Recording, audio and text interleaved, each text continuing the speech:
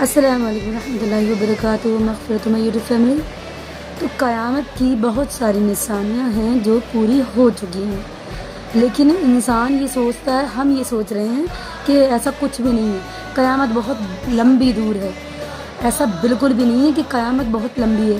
قیامت کی بہت ساری نشانیاں ہیں جو پوری ہو چکی ہیں، ہم بے خبر ہیں، بالکل ہمیں ضرورت ہی نہیں ہے بالکل بھی سوچنے کی کہ قیامت قریب ہے۔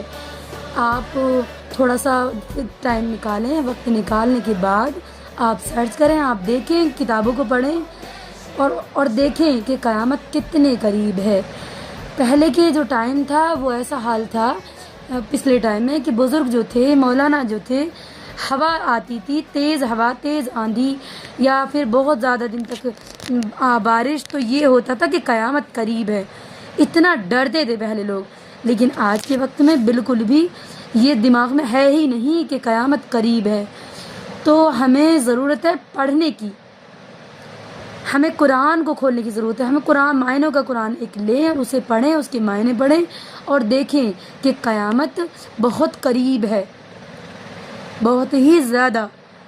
پڑھنے کے بعد ہمیں وہ چیزیں نہ کرنی چاہیے، وہ چیزیں نہیں کرنی چاہیے جو قرآن میں منع، جن کا قرآن میں لکھا ہے کہ یہ نہیں کرنا، اس سے قیامت قریب ہے۔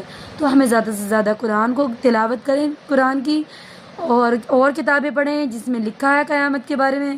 ویسے تو ہر ایک چیز قرآن میں اللہ نے لکھ دی ہے، فرما دیا ہے، کیونکہ ہر ایک چیز کو یہاں کی دنیا میں جو چیزیں ہیں وہ ختم کر دی ہیں، کتابیں ہیں وہ بھی بدل دی گئی ہیں۔ ہمارا اللہ اتنا بڑا مہربان ہے جو کسی طرح سے بھی کچھ بھی ہو جائے لیکن قرآن کو کوئی نہیں بدل پائے گا، کیونکہ اللہ نے اتارا ہے، وہ اللہ نے اپنے لیے اتارا ہے۔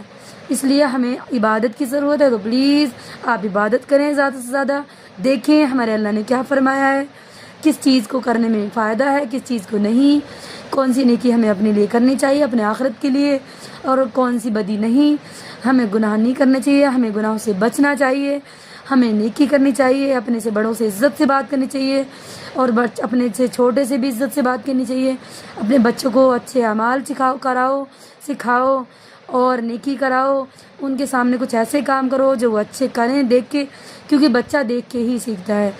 اور ہمیں اپنی عبادت کو زیادہ سے زیادہ کرنا چاہیے تاکہ ہم اللہ کے بارے میں زیادہ سے زیادہ جانیں۔